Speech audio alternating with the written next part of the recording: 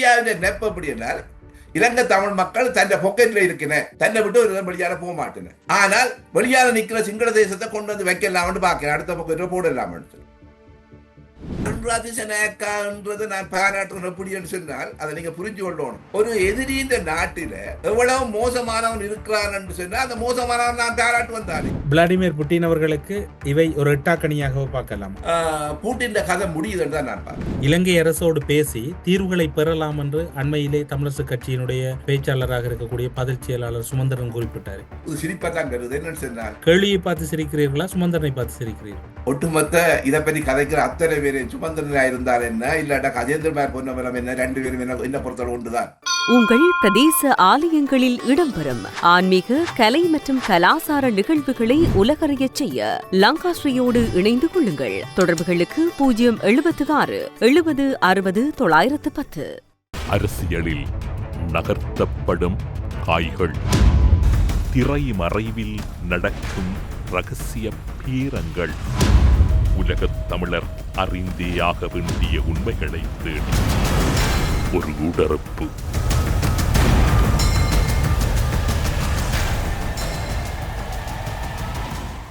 இன்றைய ஊடறுப்பு நிகழ்ச்சியில் எம்மோடு இணைந்து கொண்டிருக்கக்கூடியவர் கனடாவில் இருக்கக்கூடிய அரசியல் விமர்சகர் கிருஷ்ணர் அவர்கள். ஊடறுப்பு நிகழ்ச்சியின் சார்பில் உங்களை வரவேற்பதில் மகிழ்ச்சி. வணக்கம். வணக்கம் தமிழரசு, வணக்கம் ஊடறுப்பு நேயர்களுக்கு வணக்கம். நீண்ட நாட்களுக்கு பின்னர் உங்களை ஊடறுப்பு நிகழ்ச்சியின் வாயிலாக சந்திப்பதில் மீண்டும் ஒரு முறை நாங்கள் மகிழ்ச்சி அடைகின்றோம்.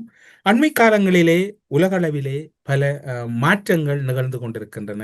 அரசியல் மாற்றங்கள் ஒட்டுமொத்தத்தில் பூகோள அரசியலில் பெரும் ஒரு மாற்றத்தை நோக்கி நகர்ந்து கொண்டிருக்கின்றது. உலக ஒழுங்கு தொடர்ச்சியாக ஒரு குழப்ப நிலைக்குள் தள்ளப்பட்டு கொண்டிருக்கின்றது. இந்த விடயங்களில் பல விடயங்களை உங்களுடைய அவதானத்தின் மூலம் வெளிப்படுத்தக்கூடிய நீங்கள் இப்போது இருக்கக்கூடிய உலக ஒழுங்கையும் ஏற்பட்டிருக்கக்கூடிய மாற்ற நிலையையும் எப்படி பார்க்கிறீர்கள்? ஒன்று, இந்த விடயத்தில் அண்டன் பாலசிங்கம், தத்துவாசிரியர் அண்டன் பாலசிங்கம் அன்னைக்கு ஒரு நன்றியை தெரிவிக்கணும். அது ஒரு விடயத்தை எங்களோட போராட்டத்தை சொல்லியிருந்தார். ஒரு செப்டம்பர் 11 தாக்குதல், செப்டம்பர் 11 தாக்குதல் என்ற தாக்கம் உங்களோட ஆயுத போராட்டங்கள், ஒரு இனத்தின் விடுதலை காண்டிய போராட்டங்கள் அத்தனையையும் ஒரு வித்தியாசமான கோட்பாடு இன்றி ஒட்டுமொத்தமாக ஒரு பயங்கரவாத அமைப்பாக செய்யப்பட்ட அந்த மாற்றம் வந்தது. அப்போ அந்த உலக ஒழுங்கில அந்த தாக்கம் இன்றைக்கு சாதாரணமாக எங்கேயோ இருந்த ஒரு இந்து சமுத்திரத்திலே இருந்த ஒரு இலங்கை தீவிலையும் ஒரு இனத்துக்காண்டி நீண்ட காலமாக இனத்துக்காண்டி விடுதலை போராட்டம் நடத்தி கொண்டிருக்கிற அமைப்புக்கும் ஏற்பட்ட பாதிப்பையும் நீங்கள் தடையை நீங்கள் பார்க்கலாம். அப்போ இன்றைக்கு எங்களோட மக்கள் இந்த உலக அரசியலை தவிர்த்து, இந்த உலக ஒழுங்கை தவிர்த்து எதையுமே நாங்கள் சிந்திக்க முடியாத சூழ்நிலையில தான் இன்றைக்கு சமகால அரசியல் நடந்து கொண்டே இருக்கிறது. ஆனாலும் இந்த உலக ஒழுங்குகள் அல்லது இப்போது இடம்பெறுகின்ற அரசியல் நெருக்கடிகள் அத்தனைக்கும் காரணமாக இருக்கக்கூடியவர் அமெரிக்காவினுடைய ஜனாதிபதியாக இருக்கக்கூடிய டொனால்ட் ட்ரம்ப் என்கின்ற விமர்சனம் எல்லோராலும் முன்வைக்கப்படுகிறது. உங்களுடைய பார்வையில் அது எப்படி இருக்கின்றது? ஒன்று, விமர்சனம் என்று சொன்னால் இன்றைக்கு நாங்கள் ஒரு தமிழர், ஒரு தமிழினத்தின் விடுதலைக்காண்டி போராடி கொண்டிருக்கிற இனம். ஒரு ஆயுத போராட்டம் தான் மௌனிக்கப்பட்டதொழிய தமிழினத்தை நோக்கிய, தமிழ் மக்களின் விடுதலையை நோக்கிய பயணம் என்றது அது நிப்பாட்டப்படவில்லை என்றதை நாங்கள் புரிஞ்சு கொள்ள வேணும். அப்ப தடையை அகற்றினதான் ஆயுத போராட்டம். அந்த தமிழீழத்துக்குரிய தடையை அகற்றி அடுத்த கட்ட நகரும் பொழுது இந்த சர்வதேச அடுத்த இன்னொரு விடயத்தை நாங்கள் இதுக்குள்ள பதிவு செய்யணும். சிங்கள தேசம் எங்களை அழிக்கையில் அழிக்க முடியாது, எங்களை அழிக்க இந்த உலக ஒழுங்கு. அப்ப இந்த உலக ஒழுங்கும் மாற்றம் வேணும். அப்ப உலக ஒழுங்கு மாற்றத்துக்கு தான் இனத்தின் விடுதலை இருக்கிறது. அப்ப இனத்தின் விடுதலை உலக ஒழுங்குல இருக்கும் பொழுது அந்த உலக ஒழுங்குற ஒரு மாற்றத்தை ஏற்படுத்தி கொண்டிருக்கிற நகர்வு ஒரு அமெரிக்காவால் முடியும். அந்த உலக ஒழுங்கு நகர்ந்து கொண்டே இருக்கிறது. அந்த நகர்வின் வேகத்தை கூட்டக்கூடியது அமெரிக்கா. அமெரிக்காவின் இப்ப இருக்கிற ஜனாதிபதி இன்றைக்கு ட்ரம்ப் இருக்கிற. நாங்கள் அவர் மேல் வச்சிருக்கிற விமர்சனம் எப்படின்னு சொன்னால் ஒரு நியாயவாதியாக நாங்கள் விமர்சிக்கிறோம். இல்லாட்டா நாங்கள் ஒரு சர்வதேச பூகோள அரசியல் இல்ல அமெரிக்காவோட பொருளாதாரத்தை இல்ல அமெரிக்காக்காண்டி கவலைப்படுற மாதிரி விமர்சிக்கிறோம். ஆனால் அதுக்குள்ள தேடி பார்த்தா அதுக்குள்ள உண்மை இருக்குதுன்னு சொன்னா நிச்சயமாக அது கேள்வியாத்தான் இருக்கிறது. அதே நேரத்தில் நாங்கள் தமிழ் மக்களாக ஒவ்வொரு உலகத்துல எந்த நகர்வு நடந்தாலும் அந்த நகர்வு கூடாக எங்களோட இனத்தின் விடுதலைக்கு சாதகமான அம்சங்கள் இருக்கணும் பார்க்கணும் என்று சொல்லி இருக்கணுமே ஒழிய அவர் நல்லவரா வல்லவரா என்ற விவாதம் நடத்தக்கூடாது. அவர் அறத்தின்படி நடக்கிறாரோ அறத்துக்கு அப்பாற்பட்டு நடக்கிறாரோ என்று பார்க்கக்கூடாது. நாங்கள் எங்களுக்கு ஒன்றுதான் எங்கட நலன். தமிழ் மக்கள் இன்றைக்கு பாத்தீங்கன்னு சொன்னா நாளைக்கு தலைவற்ற பிறந்த நாள் நடக்க போகுது. அதுக்கப்புறம் மாவீரற்ற அந்த வணக்க நிகழ்வு நடக்க போகிறது. இந்த இவர்களின் இந்த சுயநலமற்ற தியாகங்களும் என்னுடைய தலைவன் ஒரு தீர்க்கதரிசி, ஒரு தீர்க்கதரிசியின் அந்த தீர்க்க தரிசனம் 3 தலைமுறையும் இந்த தியாகத்தை கொடுத்த அந்த தியாகம், அந்த திட்டமிட நாங்கள் வீணா போகுதான்னு சொன்னா நிச்சயமா வீணா போறதுண்டு இல்லை. அதை இந்த திட்டமிடலையும் இந்த மாவீரற்ற ஆத்மாக்களின் அந்த லக்கையும் அடையணும் என்று சொன்னால் இந்த உலக ஒழுங்குற மாற்றத்தை ஏற்படுத்தும். அந்த உலக ஒழுங்குற வார ட்ரம்ப் எப்படிப்பட்டவர், அவருக்கு பின்னால் என்னென்ன நிகழ்வு இருக்கிறது நாங்கள் பார்க்க தேவையில்லை. ஏன்னா இன்றைய காலகட்டத்தில் ஒரு வியாபாரியால தான் இந்த உலகத்தை ஆள முடியும்.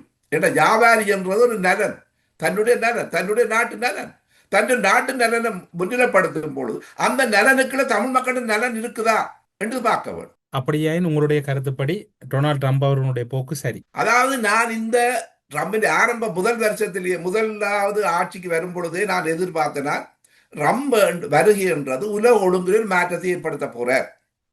ஆனா 2வது வருகை என்றது அவருடைய உலக ஒழுங்கின மாற்றத்தை வேகப்படுத்துறார். அவர் வரும்பொழுது 2 யுத்தத்தை சந்திச்சிருக்கிறார். ஒன்று மத்திய கிழக்கு யுத்தம், ஒன்று ரஷ்யா உக்ரைன் யுத்தம். அந்த மத்திய கிழக்கு யுத்தமும் ரஷ்யா உக்ரைன் யுத்தத்துக்கும் தமிழ் மக்களுக்கு நான் சம்பந்தம் இருக்குதோன்ற யாரும் கேள்வி கேட்டால் அந்த உலக அரசியலுக்குலாம் என்கிற விடுதலை இருக்குதுன்றதை புரியாதாக்கள்ன்ற கேள்வி. ஆனா உலக அரசியலுக்குலாம் இந்த விடுதலை இருக்குதுன்னு சொல்லி புரிஞ்சு கொள்றவர்களுக்கு இந்த யுத்தங்கள் முடிவடைய வேணும். இந்த முடிவடையும் பொழுது இந்த 2 யுத்தங்கள் முடிவடையாம இருக்கு மட்டும் சீனா தன்னை பலப்படுத்தி கொண்டே இருக்கும். சீனாவை நோக்கி அந்த யுத்தம் நகர்த்தப்படும் பொழுதுதான் எங்கட இந்து சமுத்திரத்தில் அந்த யுத்த மேகங்கள் சூழப்படும் பொழுதுதான் எங்கட இனத்தின் விடுதலை அந்த இடத்துல இருக்கிறது. ஆனால் சமகாலத்தில் அந்த தயார்படுத்தல இலங்கையிலே ஒரு ஆட்சி வந்து கொண்டே இருக்கிறது. எப்படி என்று சொன்னால் ஒரு மேற்குலகத்தாலேயோ இந்தியாவாலேயோ இலகுவாக கையாள முடியாத ஒரு ஆட்சி வந்திருக்கிறது. அப்ப இந்த சமகால நிகழ்வில் இந்த 2 யுத்தங்கள் நிறுத்தக்கூடிய வல்லமை ஒரு வியாபாரியான ட்ரம்பார்ட்ட தான் இருக்கும். எங்க விடியும் அதுக்குள்ள பாத்தீங்கன்னு சொன்னால் அங்க தீர்வுகள் திணிக்கப்படுகிறது. இன்னைக்கு மத்திய கிழக்குல பாத்தீங்கன்னு சொன்னால் அந்த பாலஸ்தீன மக்கள் ஹமாஸின் போராட்டம் முழுமையா அழிக்கப்பட்டு ஒடுக்கப்பட்டு அந்த பாலஸ்தீன மக்களோட தீர்வை பற்றி அங்கே யாரும் கதைக்கப்படுதா? இல்லை. யுத்த நிறுத்தங்கள் தீர்வு திணிக்கப்படுகிறது. அடுத்த சமகாலத்தில் இங்கே யுத்தம் நிறுத்தப்படக்கூடிய சூழ்நிலையில் இருக்கிற ரஷ்யா உக்ரைன் யுத்தத்தில் பார்த்தீங்கன்னு சொன்னாலும் அங்கேயும் தீர்வுகள் திணிக்கப்படுகிறது. ஆனா 2க்குள்ளே வென்னொரு முடியும் எங்களுக்கு சாதமான அம்சம் என்னன்னு சொன்னால் இஸ்ரேல் தன்னுடைய பாதுகாப்புக்காண்டி, ரஷ்யா தன்னுடைய பாதுகாப்புக்காண்டி ஒரு இறமை உள்ள பிரதேசத்துக்குள்ளேயோ இறமை உள்ள நாட்டுக்குள்ளேயோ ஆக்கிரமிப்பு செய்யும் பொழுது அந்த ஆக்கிரமிப்பை இன்றைய சர்வதேசம் அங்கீகரிக்கிற சூழல் ஒன்று வருகிறது. இந்த சூழல தமிழர் பிரதேசத்தின் விடுதலைகளை நீங்கள் பொருத்தி பார்க்க முடியுமெண்டா பொருத்தி பார்த்தா அங்கே உங்களுக்கு சில விடுதல் இருக்கிறது.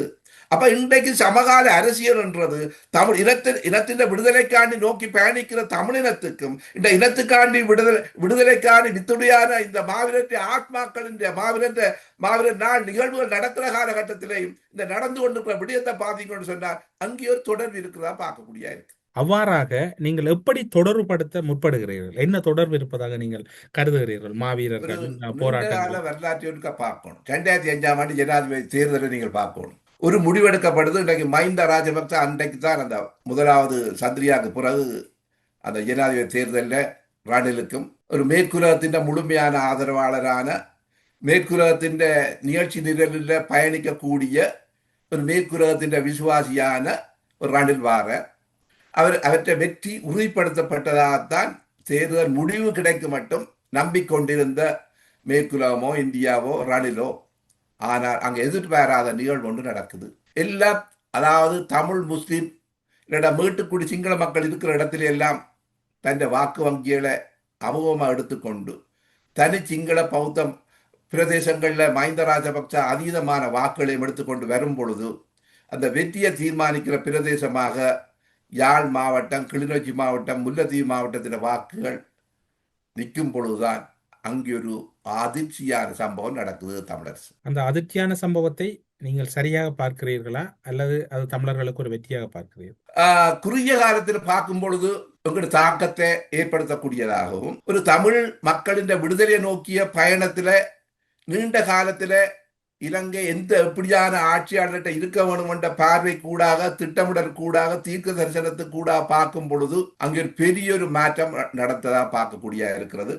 கிட்டே பார்த்தீங்கன்னு சொன்னால் அந்த வாக்கு வித்தியாசம் 1,81,000 வாக்குகள் தான் மஹிந்த ராஜபக்சாவுக்கும் ரணிலுக்குள்ள வித்தியாசம்.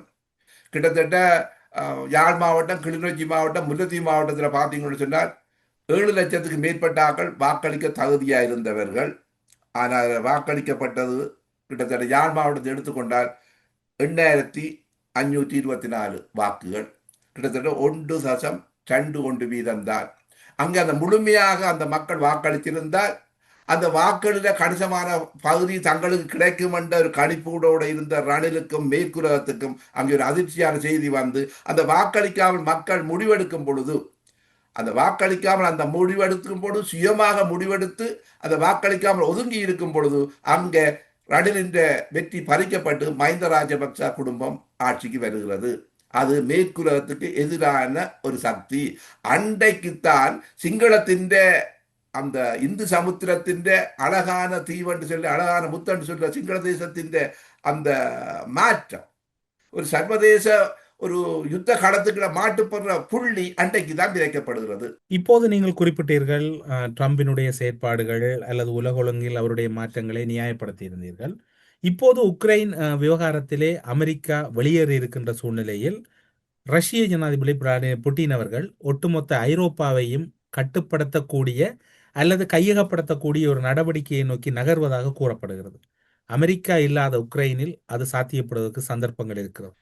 நிச்சயமாக இதில் இந்த களத்திலிருந்து அமெரிக்கா விலக போறதும் இல்லை, விலக மாட்டாது. அதாவது சில சம்பவங்கள் நடக்கும்.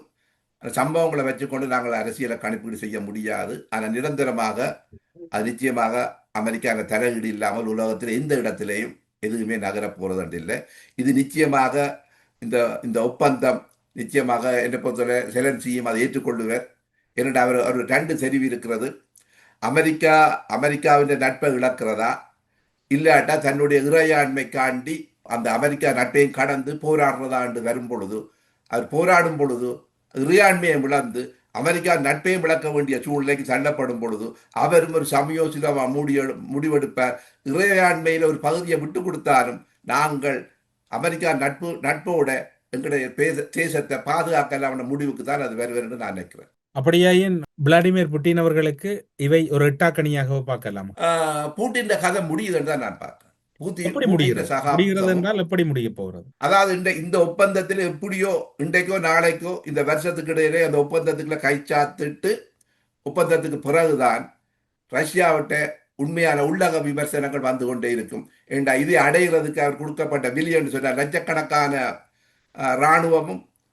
இராணுவம் உயிரோ இல்லாட்டா உடலிழப்போ அந்த களத்திலிருந்து அப்புறப்படுத்தப்பட்டதை பார்க்கலாம்.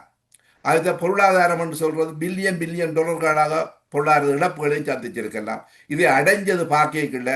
அவர் ஒப்பீட்டு அடிப்படையில் வெளியால பார்க்கும் பொழுது பெருமையா இருந்தாலும் ஒப்பீட்டு அடிப்படையிலே அவர் ஒன்றுமே சாதிச்சதா தெரியவில்லை. அதாவது இந்த யுத்தம் கிட்டத்தட்ட அமெரிக்காவின் கொள்வகுப்பாளரால அழகாக திட்டமிட்டப்பட்டு 2 பேரையும் சண்டை பிடிக்க வச்சதுதான் இந்த திட்டம். அந்த திட்டத்தில் 2 பேருமே பலிக்கடாவாக மாற்றப்பட்டிருக்க, ரஷ்யாவும் உக்ரைனும் பலிக்கடாக மாற்றப்பட்டிருக்கிறது. ஆனால் உக்ரைனுக்கு வேற வழி இல்லை. ஆனால் ரஷ்யாவை சரியா கையாண்டு இருக்கலாம். ஆனால் இப்படி இன்னொரு விஷயம், இன்றைக்கு ஜப்பானில் பார்த்தீங்கன்னு சொன்னால் அமெரிக்காவை அணுகுண்டு போட்டு அழிக்குது. ஆனால் ஜப்பானின் மக்களையும் வென்றெடுத்து இருக்கிறது. ஜெர்மனை பார்த்தீங்கன்னு சொன்னால் ஜெர்மனில் இந்த முக்கியமான அழிவுகள் போராட்டத்தில் முக்கியமான பங்கு அமெரிக்காவுக்கு இருக்கிறது. ஆனால் அமெரிக்காவை ஜெர்மனோடு தான் இணைஞ்சுதான் ஜெர்மன் அமெரிக்காவோட இணைஞ்சுதான் தன்னுடைய நாட்டை கட்டி எழுப்பீங்க. அப்ப இந்த இடத்திலையும் ஒரு ரஷ்யாவுக்கு இந்த உளவு அழிவையும் பிரச்சனையும் கொடுத்தது அமெரிக்காவின் கொள்வகுப்பு. அது பைடனா இருக்கலாம், ட்ரம்பா இருக்கலாம். ஆனா அந்த ரஷ்யாவை தன்னுடைய நட்பு நாடாக அமெரிக்கா மக்களை எதிர்க்காத ஒரு நிலைக்கு கொண்டு வந்து இந்த யுத்தத்தை முடிச்சு வைக்கிற தன்மையை பார்க்கும் பொழுது ரம்ப பார்க்க ஆச்சரியமா கிடக்குது. அந்த ரம்பின் மேற்குலகத்தின் திட்டமிடல் எப்படின்னு சொன்னால், இந்த உலக ஒழுங்கில ரஷ்யாவை பலவீனப்படுத்த வேணும். அதை ரஷ்யா சீனாவோட இணைஞ்சிருக்க கூடாது. ஆரம்பத்திலே முந்தின ஊடகத்திலே நான் சொல்லி இருக்கிறேன், ரஷ்யாவும் கிட்டத்தட்ட சீனாவும் வடகொரியா இணைஞ்சிருந்தால் அந்த கூட்டை வீழால் இலகுவா அழிக்க முடியாது. அப்ப அதை உடைக்க வேணும். அந்த உடைக்கிற தந்துரோபாயத்தை அடிக்க வேணும், அடைச்சு கொண்டுதான் போய்கொண்டே இருக்கிறேன். அதுக்கு ஆரம்பத்திலேருந்தே ட்ரம்புக்கும் ஒரு பூட்டினுக்கும் ஒரு சொப்ட் கோனர் இருக்கு. அதே இந்த அமெரிக்கா கொள்வகுப்பாளர் சரியா பயன்படுத்தி கொண்டே இருக்கிறேன். அமெரிக்க மக்களுக்கு இன்றைக்கு பார்த்தீங்கன்னா அமெரிக்க மக்களுக்கு ட்ரம்ப் ஒரு நல்ல ஒரு மனுஷனா பார்க்குறேன். ரஷ்ய மக்களுக்கு அமெரிக்காவை பற்றி ஒரு நல்ல ஒரு அபிப்பிராயத்தை கொடுக்கிறது இந்த தீர்வு கூடாதுன்னு தான் நான் பார்க்கிறேன். ரஷ்யாவுக்கு ரஷ்யா கேட்டது அமெரிக்கா கொடுத்த மாதிரியான ஒரு பார்வை இருக்கும். ஆனால் இறுதியில ரஷ்யாவை ஒரு கிட்டத்தட்ட ஒரு மோசமான நிலை கொண்டு வருவதாகவும் தன்னுடைய ஆளுமை இழக்கக்கூடிய நிலைக்கு தான் போகிறோம். பார்த்தீங்கன்னா ரஷ்யா உக்ரைன் யுத்தத்துக்கு பிறகு ஒரே ஒரு வழியால இருந்த கடற்படை தளம் ஒரு ரஷ்யா ஒரு பெரிய சோவியத் ஒன்றியம் ஒரு பெரிய ஒரு பலமாக இருந்த நாடு, அமெரிக்காவுக்கு சவால் விட்ட நாடு. இன்றைக்கு பார்த்தீங்கன்னா ரஷ்யாவுக்கு எங்கேயும் ஒரு தளம் இல்லை. இந்த யுத்தத்தால் அவர் முதல் தளத்தை எடுத்து அவர் மெல்ல மெல்ல சுருக்கப்படுற இந்த ரஷ்யாவின் சுருக்கம் அதே சமகாலத்தில் சீனாவின் எழுச்சி. அப்ப சீனாவின் எழுச்சிக்குள்ளே சீனாவுடைய பார்வைகளால் இலங்கை வந்திருக்கு. அதுக்கெல்லாம் தமிழ் மக்கள் பிரச்சனை தங்கி இருக்குது.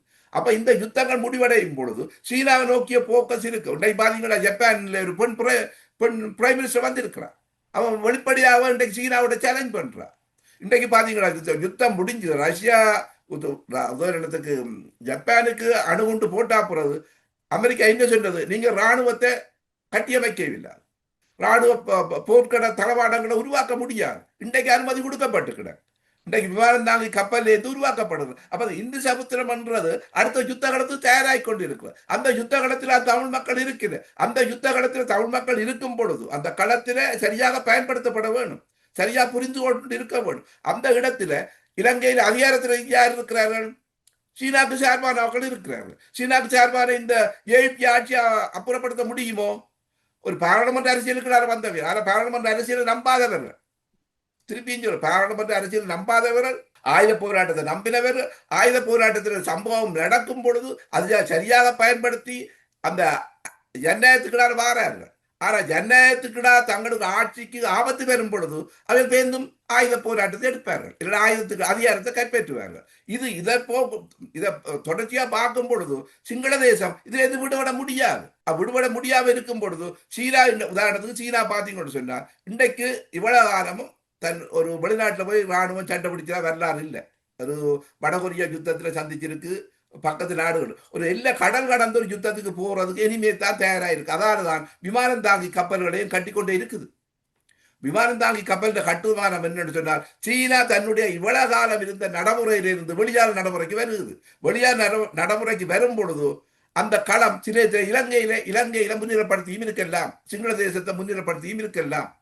அந்த இடத்துல நாங்கள் இப்படி இருக்க போறோம். உதாரணத்துக்கு ரஷ்யா உக்ரைன் யுத்தம் நடந்து கொண்டிருக்கிறபடியால் இந்தியாவோட சில முடிவுகள் எடுக்க முடியாது இருந்தது. ஏனென்றால் ரஷ்யாவின் நட்பை இழக்க முடியாமல் இருந்தது.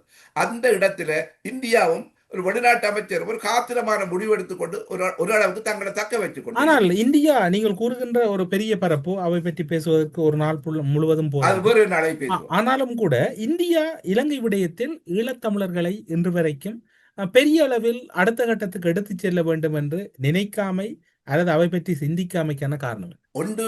இப்ப என்ன இதெல்லாம் அப்ப இந்தியா சிங்கள தேசத்தை பொறுத்தளவில் தமிழ் மக்களுக்கும் எந்த நலனும் கொடுக்க முடியாது, கொடுக்க விரும்பாது. அதே சமகாலத்தில் இந்தியாவும் தன்னுடைய நலனை அடைகிறதுக்கு இந்தியா சிங்கள தேசம் அனுமதிக்காது. அந்த சிங்கள தேசத்துக்கு தமிழர் தரப்பும் இந்தியாவும் ஒரே மாய்த்தான். அப்ப இந்தியாவும் அழுத்தம் கொடுக்க முடியாது நிற்கிறது காரணம் என்னன்னு சொன்னால் அது சீனாட்ட போயிடும், அது ஒரு மாய. அப்ப அந்த மாயைக்கு உடைக்க வேணும்னு சொன்னால் இந்த உலக ஒழுங்குற மாற்றம் ஏற்பட்டு, அதாவது சீனா மேற்குலக அமெரிக்கா மேற்குலக இந்தியா எல்லாம் சேர்ந்து ஒரு அணி திரளும் பொழுதுதான் அந்த அணியில இலங்கை தேசம் எந்த இடத்துல நிற்க போதும் நிச்சயமாக சீனாவின் பக்கம் தான் நிற்கும். அப்ப சீனாவின் பக்கத்திலே அணி நிற்கும் பொழுதுதான் சீனா இலங்கை தன்னுடைய, அதாவது இந்தியா உதாரணத்துக்கு ரஷ்யா பாத்தீங்கன்னா உக்ரைனுக்குள்ள தன் பாதுகாப்பு எல்லைக்காண்டி விஸ்தரிக்குது. அதே சூழ்நிலை ஒன்று இந்தியாவுக்கு மாறக்கூடிய சாத்தியக்கூறுகளை இன்றைக்கு சிங்கள தேசம் உருவாக்கி கொண்டிருக்கிறது, சர்வதேச ஒழுங்கொண்டு உருவாக்கி கொண்டிருக்கிறது. அப்படி இந்தியா நகரும் பொழுது அந்த இந்தியாவின் நகர்வை ஏற்றுக்கொள்ளக்கூடியதாக அகப்புற சூழல்கள் உருவாக்கி கொண்டே இருக்கிறதா பார்க்கலாம். அதாவது நிச்சயமாக அது மாற்றத்தை நோக்கி தமிழ் மக்கள் ஏனென்று ஒன்று எங்கள் தலைவன் தீர்க்கதரிசி, எங்களோட சுயநலம் பெற்ற மாவீர தியாகம் அது நிச்சயமாக வீண் போகாது என்றதை நாங்கள் பார்க்கலாம். இன்னொரு விஷயத்தை பார்க்கும் பொழுது எங்களோட போராட்ட காலத்தில இருந்து நாங்கள் முதலாவது சிங்கள பௌத்தத்தை தான் நாங்கள் எங்களுடைய முதலாவது எதிரியா நினைக்கிறோம். மற்றவர்கள் எல்லாம் பயன்படுத்தக்கூடியவரா இருக்கலாம், அது யாரா இருந்தாலும் எவராக இருந்தாலும் பயன்படுத்தக்கூடிய சூழ்நிலையில இருக்கு. அப்படியாக நாங்கள் வெளிநாட்டு கொள்கையை வடிவமைத்து விட்டோம் என்று சொன்னால் இலகுவாக நக்கை அடையலாம், நாங்கள் யாரையுமே பயன்படுத்தலாம் யாரையும் பயன்படுத்துவோம், எங்களை யாரும் பயன்படுத்த அனுமதிக்க முடியாது. மற்ற அடுத்தது இன்னொரு விஷயம், இந்த மாவீரர்கள் இலங்கைக்குள்ள தீர்வு இல்லை என்றது காட்டித்தான் மரணித்தவர்கள். நாங்கள் திருப்பியும் சொல்றோம், இந்த மாவீரர்கள் இலங்கைக்குள்ள தீர்வு இல்லை என்றது காட்டித்தான் மரணித்தவர்கள். யாரும் இலங்கைக்குள்ள தீர்வு என்று சொல்லி தவிர்த்துக் கொள்ள வேண்டிய ஒன்று நான் நினைக்கிறேன். இலங்கை அரசோடு பேசி தீர்வுகளை பெறலாம் என்று அண்மையிலே தமிழரசு கட்சியினுடைய பேச்சாளராக இருக்கக்கூடிய பதில் செயலாளர் சுமந்திரன் குறிப்பிட்டாரு. சிரிப்பா தான் வருது. என்னன்னு சொன்னால், எந்த கேள்வியை பார்த்து சிரிக்கிறீர்களா, கேள்வியை பார்த்து சிரிக்கிறீர்களா, சுமந்திரனை பார்த்து சிரிக்கிறீர்களா? ஒட்டுமொத்த இதை பற்றி கதைக்கிற அத்தனை பேரு சுமந்திரனா இருந்தால் என்ன, இல்லாட்டா கஜேந்திரமார் பொன்னமரம் என்ன, ரெண்டு பேரும் என்ன பொறுத்தவரை ஒன்றுதான்.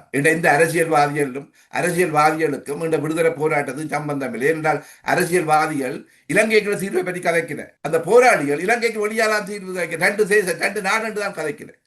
அது சமஸ்தியா இருந்தாலும் ஒற்றியாட்சி என்றால் ரெண்டு ஒன்றுதான். ஏனென்றால் ஒன்றை நீங்கள் புரிந்து கொள்ளுங்கள். இந்த அரசியல்வாதி சுமந்திரனுக்கும் கஜேந்திரமார் பொன்னமரத்துக்கும் இந்த விடயத்தில் ஒரு விடயத்தை நான் சொல்றேன், சிங்கள தேசம் எதுவும் தராது, எது தந்தாலும் அமுல்படுத்தாது. அதான் ஒற்றையாட்சிக்கும் சமஸ்திக்கும் என்ன வித்தியாசம் என்று எனக்கு தெரியவில்லை. சொல்றார்கள் ஒற்றையாட்சி என்றதுனா திருப்பி எடுக்க முடியாது, சமஸ்தினா திருப்பி எடுக்க முடியும் என்று சொல்லி நான் சொல்ல, எந்த கொடுத்துட்டும் அதை 3-2 பெரும்பான்மையால அதை இல்லாம நீக்கக்கூடிய வல்லமை சிங்கள பௌத்த மக்கள்கிட்ட இருக்குது. கஜேந்திரனார் சொல்லட்டும், சுமந்திரன் சொல்லட்டும், பாப்பா கொடுத்த தீர்மானத்தை எடுக்க முடியாத சூழ்நிலை ஒன்று உருவாகும் சொல்லி எந்த அரசியலமைப்பு வந்த அரசியலமைப்பில் நாங்கள் போறது எங்களோட நேரத்தை வீணடிக்கிற மாதிரி தான். அரசியலமைப்பை பற்றி கதைக்கிறதும், எக்கராட்சியை பற்றியோ ஒற்றையாட்சியை பற்றியோ சமஸ்தியை பற்றி கதைக்கிறதும் எங்கட மக்களையும் எங்கட மரணித்த மாவீரன்ற தியாகையும் கொச்சப்படுத்துற மாதிரி தான் கிடக்கும். இரண்டாவே அவைய நிச்சயமா இலங்கைக்கு தீர்வு இல்லைன்ற தலைவன் சொல்லி இருந்தது. மாவீரர்களும் தங்கட இனிய இன்னுயிரை அர்ப்பணித்தது இந்த இலங்கை அரசுக்குள்ள தீர்வுக்கா? இலங்கை அரசு எந்த ஆட்சி வந்தாலும் இலங்கை உதாரணத்துக்கு சமஸ்தியை கொடுக்க வைப்போம். சமஸ்தியை கொடுக்குமோ கொடுக்காதுன்ற வேற விவாதம். கொடுத்தாலும் அமுல்படுத்த விடுமா? இல்ல இன்னொரு ஆட்சி மாறும் பொழுது அதை நீக்கி செய்யும் பொழுது தடுத்து நிறுத்த முடியுமா? விளங்க இல்லை. ஏன்னு சொன்னா இதை பற்றி கதைச்சு எங்கட அதாவது நாங்கள் பார்க்க வேண்டும், தமிழ் மக்கள் இந்த பிரதேசத்தை எப்படி அபிவிருத்தி செய்ய வைக்கிறது, இல்ல அந்த மக்களை எப்படி தக்க வைக்கிறது, அந்த மக்களின் கல்வியை எப்படி மேம்படுத்துறதுக்கு அப்படியான வழிமுறைகள் திட்டமிடலாக இருக்க வேண்டும். அது இலகுவாக சிங்கள தேசம் எங்களை ஏமாத்துறதுக்கும் நாங்கள் பலிக்கடாவை கொண்டு அரசியலமைப்பை பற்றியும் ஒற்றையாட்சியையும் சமஸ்தியை பற்றியும் கதைச்சு இன்றைய காலத்தை வீணடிச்சு கொண்டே இருக்கிறோம். இது இப்படி கதைக்கிறது இந்த மாவீரர்களுடைய தியாகத்தை கொச்சப்படுத்துற மாதிரி தான் கிடக்கும். ஏன்னா அவர்கள் இலங்கைக்குள்ள தீர்வு என்றார்கள், இவர்கள் இலங்கைக்குள்ள தீர்வு என்று சொல்றார்கள். தேசிய தலைவர் சொல்றா இலங்கைக்கு தீர்வு இல்லை என்று சொல்லி, இவர் இலங்கைக்கு தீர்வு என்று சொல்லிடுறேன். அப்ப தேசிய தலைவர் திட்டமிடலுக்கும் கொள்கைக்கும் முரணாதான இந்த அரசியல்வாதிகள் இருக்கிறேன். ஆனா இவ்வியலான தேசியம் கதைக்கிறேன். அப்ப இவ்வியல்ல தேசியத்துக்கும் மக்களின் தேசியத்துக்கும் வித்தியாசம் இருக்குது. மக்களின் விருப்பம் வித்தியாசமா இருக்கிறது. ஏன்னா மக்கள் தேசிய தலைவன் வழிகாட்டல வளர்ந்த மக்கள் எப்படி நகர்வுகள் என்னென்ன காலகட்டத்தில் நகர வேணும், எப்படி இறுதி இலக்கை நோக்கி பயணிக்க வேணும், இந்த இறுதி இலக்கை நோக்கி பயணிக்க மட்டும் நாங்கள் எப்படி எங்களை பாதுகாக்க வேணும் என்ற ஒரு முடிவை வந்திருக்கிறார்கள். இன்றைக்கு ஒரு மாவீரர் நாள் நடக்குது, மாவீரர் நாளுக்குரிய அந்த தடையை அப்புறப்படுத்துறாங்க மக்கள் தானே. எந்த செயற்பாட்டாளர் அந்த மக்கள் ஒரு முடிவு எடுக்கிற, அந்த மக்கள் அந்த முடிவு கூடாக ஒரு முடிவு எடுத்து சில தேர்தலை பயன்படுத்தின, அந்த தேர்தல் கூடாக சில விடுதலை எடுத்துக் கொடுக்கிற. இன்றைக்கு மாவீரர் நாள் இன்றைக்கு உலகத்திலும் பார்க்க இலங்கையில தான் மாவீரர் நாள் எந்த கெடுபிடியும் குறைந்த நிகழ்வு நடக்குது. அனுரகுமார திசாநாயக்கவின் செயற்பாடுகளை பாராட்டுகிறீர்கள் அப்படி என்றால்? அனுரா திசாநாயக்கான்றது நான் பாராட்டுறேன் எப்படி என்று சொன்னால் அதை நீங்க புரிஞ்சு கொள்ளணும். ஒரு எதிரி இந்த நாட்டில எவ்வளவு மோசமானவன் இருக்கிறான் என்று சொன்னா அந்த மோசமானவன் நான் பாராட்டு வந்தான். எதிரி இப்படித்தானே எங்களை பாராட்டு இருக்கணும். இது வஞ்ச புகழ்ச்சின்னு சொல்லுவாங்க தமிழ்ல, இல்லடா முதல கண்ணீர் வடிக்கலான்னு சொல்லுவாங்க. சிங்கள தேசம் இனி மீள முடியாது, சிங்கள தேசம் மீள முடியாது. என்னன்னு சொன்னார், இன்றைக்கு 3 நாடுகள், அதாவது நான் முதல்வருக்கா சொன்னார், இன்றைக்கு பூனையும் வெளியும் மாதிரி. அது சீனா பூனை இருக்கா எலிய இருக்கா நசுக்கும், அடுத்த இந்திய பூனை இருக்கா எலிய நசுக்கும், அமெரிக்க பூனை இருக்கா எலிய நசுக்கும். இதன் மீட்சி இல்லை, சிங்கள தேசத்துக்கு மீட்சி இல்லை. சிங்கள தேசம் உடையதை தவிர இந்த இடத்துல மீட்சி இல்லை. அந்த மீட்சியை வேகப்படுத்துறதுக்கும் அதை உறுதிப்படுத்துறதுக்கும் வந்த ஆட்சி தான் ஜேவிபி ஆட்சி. ஜேவிபி இன்றைக்கு பாத்தீங்களா மேற்குறம் ஒரு நல்ல ஒரு கண்ணோட்டத்தை பார்க்க மாட்டுது. இல்லை என்ன விடயத்தை பார்த்தீங்கன்னா இன்றைக்கு பாதுகாப்பு அங்காள அரசியலுக்கு போக வேண்டாம். இது எங்களுக்கு சாதகமான அரசியல் சூழ்நிலை தான் இன்றைக்கு சிங்கள தேசத்தில் வந்து கொண்டே இருக்கிறது. இந்த சிங்கள தேசத்துக்குள்ள சிங்கள தேசத்தில இருந்து இதுல ஏதாவது அனுரா திசாநாயக்கா என்ன மோசமாக இந்த சிங்கள தேசத்தை சர்வதேச பின்னலுக்குள்ள சர்வதேச ஒழுங்குக்குள்ள சர்வதேச முரணுக்குள்ள கொண்டு போவதோடைய வெளிப்பட மாட்டேன். உதாரணத்துக்கு மன்னாரில் அதானிக்கு கொடுத்துட்டு அதானியை நிப்பாட்டி விட்டார். நவம்பர் 27 மாவீரர் நாள் என்பது இந்த அரசு கட்டுப்பாடுகளை விதிப்பதில் கூட ஒரு அச்சம் கொண்டிருப்பதாக நினைக்கலாம். இப்ப இந்த உதாரணத்துக்கு எப்படின்னு சொன்னால் இதை கையாளுறதுக்குரிய பொறிமுறை அன்று அரசாங்கத்திட இல்லை. அதாவது 2 விடயங்கள் அதில் முகத்தில் கிழிக்கப்பட்டது. ஒன்று புத்தர் சில விவகாரம் திருவோணமலையில, அடுத்த திணைக்களத்தின் மட்டக்களப்பில் சில நகர்வுகள். அந்த இடத்துல மற்ற எல்லா வளமையான ஜனாதிபதிகள் மாறித்தான் அன்றாட சேனாக்காவின் நடவடிக்கை அவர் என்னத்தை விரும்பினாலும் இல்ல ஒற்றை இலங்கைக்குள்ள எல்லாரும் சமன் என்று சொல்லிக் கொண்டிருந்தாலும் அது நீண்ட காலத்தில் வைக்க போறதும் இல்லை. அந்த கனவு அவருடைய சுயரூபங்கள் வெளிப்படுத்துகிற விடயங்களான இது இருக்கிறது. அவர் விரும்பினார் என்ன விரும்ப மாட்டார் என்ன சொன்னாலும் இலங்கையில இனப்பிரச்சனை தீர்க்கணும் என்ற தீர்வு அவர்கிட்ட இல்லை. அதாவது இலங்கை என்ற அடிப்படையில் தீர்க்க வலிக்கிறார் ஒழிய ஒரு இனத்துக்குள்ள தனித்துவம் இருக்கிறது. அந்த தனித்துவமான இனம் தன்னை பாதுகாக்கக்கூடிய ஒரு பொறிமுறை சொல்லுவாங்க. இடதுசாரியோட சுய நிர்ணய உரிமை என்று கதைப்பாங்க. அந்த இடதுசாரியோட சுய நிர்ணய உரிமை அது தமிழ் மக்களுக்கு அந்த சுய நிர்ணய உரிமை இருக்குத்தானே. அப்ப சுய நிர்ணய உரிமையை கொடுக்காத இடதுசாரிகள் எப்படியான இடதுசாரிகளா இருப்பின? அப்ப அந்த சுய நிர்ணய உரிமையை கொடுக்க முடியாம இருக்க மட்டும் அப்ப ஒரே ஒரு தெரிவு எப்படி என்றால் இலங்கை பிளவுறத தவிர வேறு ஒரு வழியும் இல்லை. இலங்கையை பிளக்காமல் இந்தியா தன்னுடைய நலனையும் அடைய முடியாத சூழ்நிலை உருவாக்கப்பட்டுக் கொண்டிருக்கிறது. அதுக்கு அனுராத சேனாக்கா அனுராத சேனாக்கா ஓரளவுக்கு மேல வளைய முடியாது. வளைஞ்சா உடைஞ்சு போவேன். சிங்கள தேசம் தெளிவா இருக்கிற தமிழ் மக்களுக்கு எந்த உரிமையும் கொடுக்க கூடாது. இந்தியாவை தன்னுடைய எதிரியா தான் பார்க்குது. ஆனா இன்றைக்கு பாத்தீங்களா ஜப்பான் அமெரிக்கா எதிரியா பார்க்க இல்லை. ரஷ்யாவுடைய அமெரிக்காவை எதிரியா பார்க்கக்கூடிய சூழ்நிலை இல்லை. ஜெர்மனும் எதிரியா பார்க்க முடியல. ஆனா இந்தியாவுக்கு ஒரு புறச்சூழ்நிலை வித்தியாசமா இருக்கு. சிங்கள மக்கள் வெங்கடேஸ்வரன் வடிவாச்சர் சிங்கள மக்கள் இந்தியாவை நிரந்தர எதிரியா தான் பார்க்கிறேன். ஆனா இந்தியா நிரந்தர நண்பனாக தமிழ் மக்களை கையை விட்டுட்டு நிக்குது. நெக்கிது எப்படின்னு சொன்னா நாங்கள் எப்படியா இருந்தாலும் தங்கள்கிட்ட வருவின் என்ற ஒரு மாயக்களே இருக்கு. அந்த மாய நீங்க சொல்லுகிற நடைமுறை சற்று மாறியல்லவா இருக்கின்றது. சிங்கள மக்கள் ஒருபோதும் இந்தியாவை நண்பனாக பார்க்கவில்லை, எதிரியாகத்தான் பார்க்கிறது. ஆனால் இந்தியா சிங்கள மக்களை நண்பனாக பார்க்கிறது, ஈழத்தமிழர்களை எதிரியாக பார்க்கிறது. இல்ல இந்தியாவின் நெப்ப எப்படி என்றால் இலங்கை தமிழ் மக்கள் தன்னை பொக்கெட்ல இருக்கிறேன், தன்னை விட்டு ஒரு வெளியால போக மாட்டேன். ஆனால் வெளியால நிக்கிற சிங்கள தேசத்தை கொண்டு வந்து வைக்கலாம்னு பார்க்கிறேன், அடுத்த பொக்கெட்ல போடலாம்னு. ஆனா சிங்கள தேசம் இவன் பொக்கெட்டுகளை போக மாட்டேது. இன்றைக்கும் அவர்களுக்கு தெரியும் தங்களுக்கு ஆக்கிரமிப்பா வந்தது. இந்த பக்கத்துல இருக்க நாடுதெல்லாம் கூடுதலா தங்கள் அதாவது இன்றைக்கு உள்ள பிரச்சனை இன்றைக்கு பொருளாதார நெருக்கடி காரணம் இந்தியா தான் நிற்குது. இன்றைக்கு இலங்கையில் ஒரு தமிழ் மக்கள் சிங்கள மக்கள் ஆயுத போராட்டத்துல முக்கியமான கருவியா சிங்கள தேசம் இந்தியாவை தான் நிற்குது. அப்ப இந்தியாவை எந்த ஆட்சியாளரும் நம்ப மாட்டேன். அது ஒரு பொது ஒற்றுமை இருக்கிறது, கொஞ்சம் கூடி குறையுமா இருக்கும். ஆனா என்ன உதாரணத்துக்கு ஏவிபி ஆயுத புரட்சியை புரட்சியை தோற்கடித்து இல்லாம செய்த இந்தியா தானே.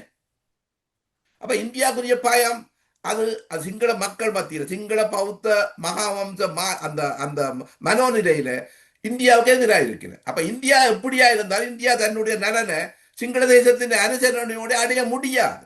ஆனா தமிழ் மக்கள் எப்படி என்று சொன்னால் இன்றைக்கு ஒரு வித்தியாசமான முடிவு எடுக்கிற இந்தியாவின் மேலே ஒரு கோபம் இருக்குது, இந்தியாவின் செயற்பாட்டு மேலே ஒரு கோபம் இருக்குது.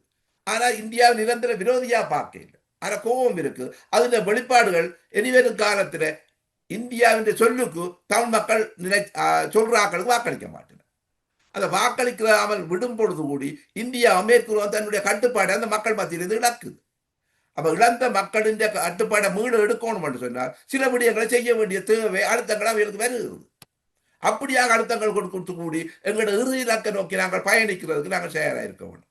அதை சுருக்கமாக சொல்ல போனா இந்த உலக ஒழுங்கு மாற்றம், அந்த மாற்றத்தை வேகப்படுத்த ட்ரம்ப் அதை கூட தான் எங்களுக்கு விடுதலை இருக்கிறது.